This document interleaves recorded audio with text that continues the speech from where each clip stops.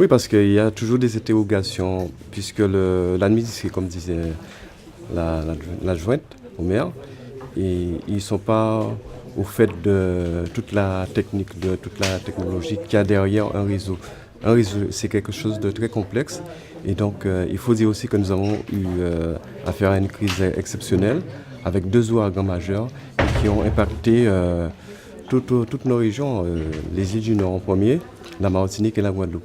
Oui, tout à fait, parce que devant l'ampleur du phénomène, on a, comme vous le savez, fait appel à des renforts nationaux. Mais sachez que nous travaillons d'arrache-pied pour remettre le réseau en état avec une trajectoire d'ici la fin du mois de décembre.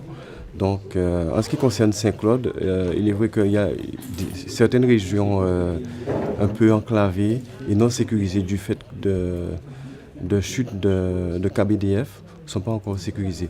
Mais le travail qu'a fait la mairie, l'état des lieux qu'a fait la mairie, que nous avons présenté la mairie ce matin, est très intéressant et c'est un support que nous allons pouvoir utiliser afin de mieux finaliser nos dérangements sur la boucle locale, notamment sur les zones comme du Gommier, Choisy, qui sont des secteurs difficiles d'accès. Tout à fait. Moi, je pense que c'est intéressant d'avoir un point d'entrée qui faciliterait la communication et les informations dans les deux sens, quoi, et mettre en place une certaine complicité, une certaine interactivité entre la ville de Saint-Claude et nos réseaux d'Orange. Ben écoutez, nous avons malheureusement un réseau en grande majorité aérienne, donc qui est soumis aux aléas climatiques. Et donc là, en ce moment, nous déployons la fibre. Et peut-être la meilleure solution pour faire face à ce type de phénomène. Bon, je pense que avec les responsables politiques et nos services, je pense qu'ils vont trouver un compromis de manière à accélérer cette mise en œuvre de la fibre sur Saint-Claude.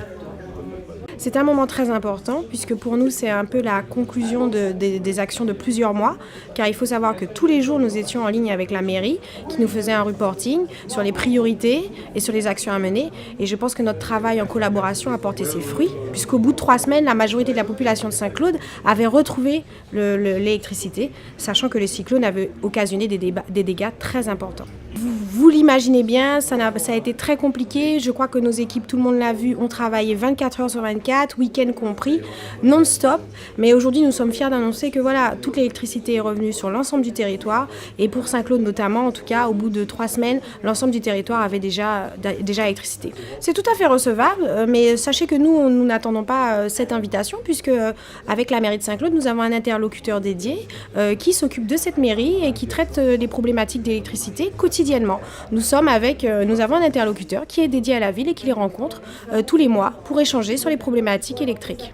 Donc au niveau du rétablissement électrique, non, nous avons totalement fini. Après, forcément, nous avons dû faire des branchements provisoires pour établir tout le monde au plus vite.